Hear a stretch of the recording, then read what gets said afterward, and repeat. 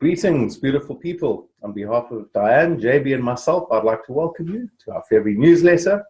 And as you can see, the big theme for this month is fear.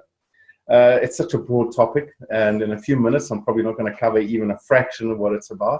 I would like to just share with you one or two strategies that we bring into Beyond Thinking around this. I know JB also has his way of dealing with fear. But you will have noticed in the blog itself, there are two stories. The one, the cyclist, myself, and the death in Tehran with the servant and his master. Now, the first story, the cyclist story, is very interesting because that's about focusing too much on the fear and through that creating it. In the second story, there's running away from fear and still creating it. The point is, I suppose, at the end of the day, you're going to meet fear. But really, the essence is in both those stories, we're talking about the fear of fear, not necessarily addressing the fear, but the fear of fear. This is a big thing. And it's interesting to note, fear in my life, I guess, since I create most of my fears in my head, just by simply thinking about it, I suppose if it's going to become a companion in my life through my own creation, I better not fear it too much because it's going to make my life a little bit crazy. So it's about understanding the fact that there are two different things. There's the fear of fear and there's addressing the fear. Addressing the fears, I would like to suggest, in most of our lives, is going to be a fact, especially when you're doing something new.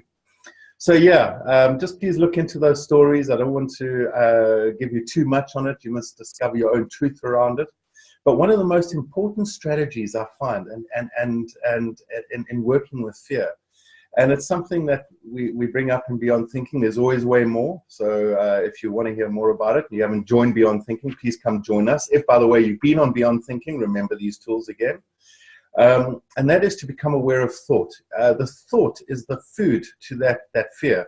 And if we fear the fear, that's just that thought of, oh, worry, what could go wrong? Oh, I'm so scared of this happening, so scared of that happening. It's like this fear sits in the shadows and grows stronger and stronger and attracts you to it. So the first strategy I would definitely say is to work with thought. Become mindful of what you're thinking. We work with change the meaning, change the feeling. You'll have to come discover more about that.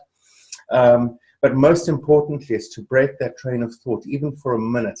And therefore, one of the most powerful tools is to simply close your eyes, take 3 deep breaths, and begin focusing on your breathing or your inhale and your exhale for at least a minute, paying attention to the depth of breath, the texture, the feeling. And by simply allowing thoughts to come into your head and go. In other words, if you're sitting focusing on your breathing and a thought comes into your head as it does, all you do is you simply let that thought go. Let it go. Go back to your breathing and leave the thought alone. Don't try and change the thought because it's going to turn your head into turbulent waters. So pay attention to your breathing. That 1-minute breathing exercise can be done anytime, any place, just before a meeting, before a presentation. And folks, you'll feel the difference. Of course, there are many strategies. I don't have the time to go into all of them. The other thing is to have a good sense of humor. I definitely laugh at myself a lot. It does help dissipate the power of fear. And yeah, folks, there's going to be lots we'll share around it. But as I say, that's it in essence for now. And until we chat again in about a month's time, please take care. Thank you.